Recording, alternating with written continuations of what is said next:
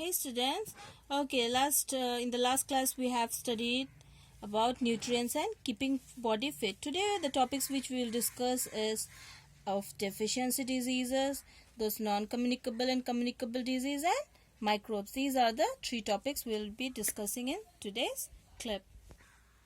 Okay, diseases. Alright, what is disease? Disease is an unhealthy condition in which our body is unable to function properly. So that is known as disease. This is the definition of disease, very important. Okay, so you have to know the definition of disease. What's the meaning of disease? Disease means without ease or discomfort, a feeling of discomfort. Okay, when a person is sick, person is not comfortable, right? Feeling of discomfort without ease, that is the meaning of disease. There are types of diseases. Two types, they are known as non-communicable and communicable disease. We'll go through these two types in detail. Okay, first we'll see what is non-communicable disease. These non-communicable disease are diseases that are caused due to lack of nutrients or malfunction of organ. Okay, so that is known as non-communicable disease.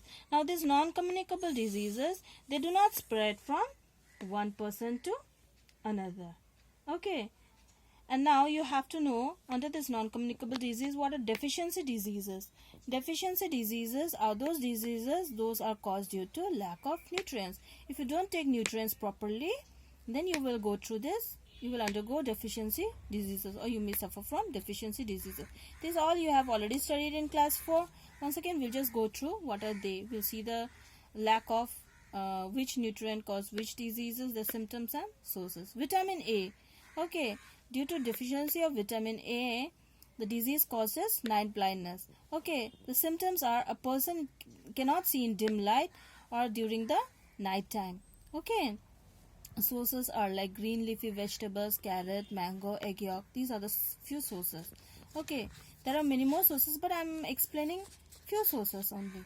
Alright, next, due to lack of vitamin B, a person may suffer from beriberi, and the symptoms are it affects nerves and muscles, and sources are milk, peas, green vegetables.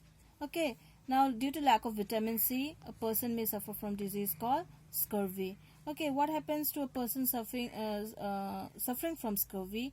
Bleeding of gums takes place, swelling of joints takes place. Okay, so sources those can be taken are like fruits, citrus fruits can be taken. They are very good sources of vitamin C. Vitamin D, it causes, lack of vitamin D causes rickets. It affects bones and teeth. Okay, the symptoms. Alright, and the sources are sunlight, milk products. Alright, these are the sources of vitamin D. Iodine. Iodine, lack of iodine causes goiter. Okay, the disease caused is goiter. And what happens? Swelling of throat. Alright, and sources are like iodized salts, seafood. These are the sources of iodine. Alright, iron, lack of iron, what disease is caused? Anemia. Okay, during a person suffering from anemia do not have healthy red blood cells. Alright, so these are the symptoms, and the sources are spinach, apple, guava, brinjal, meat. Okay, so these are the few sources of iron. Alright, these are the deficiency diseases caused due to lack of these nutrients. Alright, next we'll go to is communicable diseases.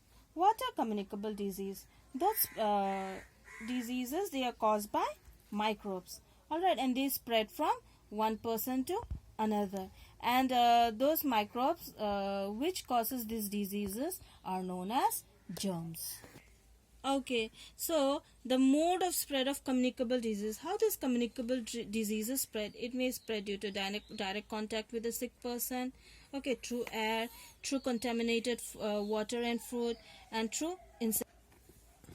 Okay, so insects. These are the mode of spread of these communicable diseases. Now there are different types of microbes. They are already bacteria, protozoa, virus. You have already studied of them. Alright, so bacteria, what are the disease? Bacteria cause plague, tuberculosis, cholera, pneumonia. Protozoa causes diseases like malaria, nausea, abdominal pain and bloating. Virus causes diseases like common cold, polio, chickenpox, measles. Okay, so these are the diseases caused by these germs. Alright, these microbes. Now we can see the same thing already I've explained. We can see how through mode, the spread of mode, which diseases are caused. Okay, through direct contact, what diseases can occur? Smallpox, scabies, ringworm, chickenpox. Through direct contact. Through air, a person may get common cold, mumps, pneumonia, flu. Okay, through contaminated food and water, a person may suffer from typhoid, cholera, dysentery. Okay, through insects, a person may suffer from malaria, yellow fever, plague, dengue. Okay, so these are the modes of spread and through which these diseases are caused. The last topic we'll go to is prevention of communicable diseases. How you can prevent communicable disease? First, patients should be kept isolated. The patient should be kept separate from everyone. Okay, so the patient should be kept isolated. Infected articles like clothes, towels, utensils, they should be kept separate. Okay, and then they should be disinfected. Alright, after recovery, the person's bedsheet, it should be washed and kept in the sun. Alright, the room should be disinfected. Okay, drinking water is to be boiled before using. Alright, surrounding, it should be kept clean. Surrounding the house, around the house, it should be kept clean. Rubbish or the dirt, they have to be thrown into the dustbin. Toilets and drains, they have to be cleaned daily using phenyl. Alright, food articles, they should be covered. Hands should be washed before eating. Alright, and vaccination, it should be taken at proper time. So if you follow these few things, alright, you can prevent communicable disease. So please take care and follow the lesson once again. Thank you.